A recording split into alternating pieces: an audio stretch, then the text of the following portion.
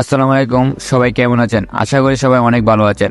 আবারও আপনাদের সামনে নতুন একটি ভিডিও নিয়ে আসলাম। ভিডিওটি হচ্ছে নেটিস N3D কিভাবে সেট আপ করবেন, রাউটারটি কিভাবে সেট আপ করবেন, আজকে এই ভিডিওটি পুরো টপিক আলোচনা করব। ভিডিওটি মনোযোগ দিয়ে দেখবেন। চলুন ভিডিওটি শুরু করা যাক।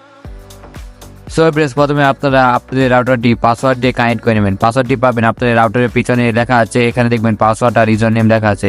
এখান থেকে আপনি পাসওয়ার্ডটা দিয়ে আপনার রাউটারটি কানেক্ট করে নেবেন আপনার মোবাইলের সাথে।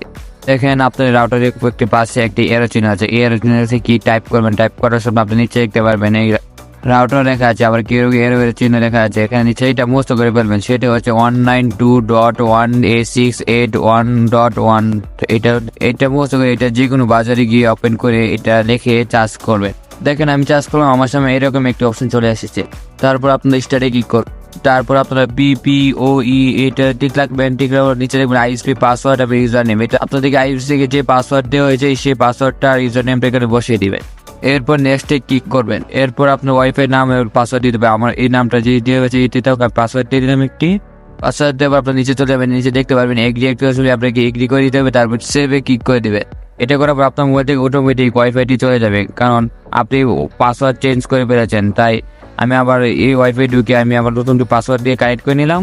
তারপর আমরা বেগে আসলাম, আবারও আমরা নতুন করে বিগোতে ঢুকবো।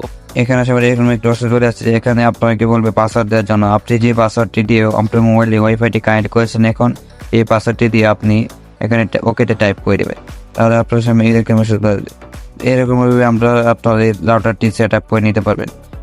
এই নিজে একটি সুবিধা, আপনি যাকে খুশি তাকে ব্লক করে দিতে পারবেন, আবার তাকে স্পিড লিমিট করে দিতে পারবেন। যদি ভিডিওটি ভালো লাগে আরও নতুন আপডেট ভিডিও পেতে চাইলে চ্যানেলটি সাবস্ক্রাইব করে দেবেন, একটা লাইক কমেন্ট শেয়ার করে দেবেন। তখন ভিডিওটি বাসা থেকে আপনাদের ধন্যবাদ।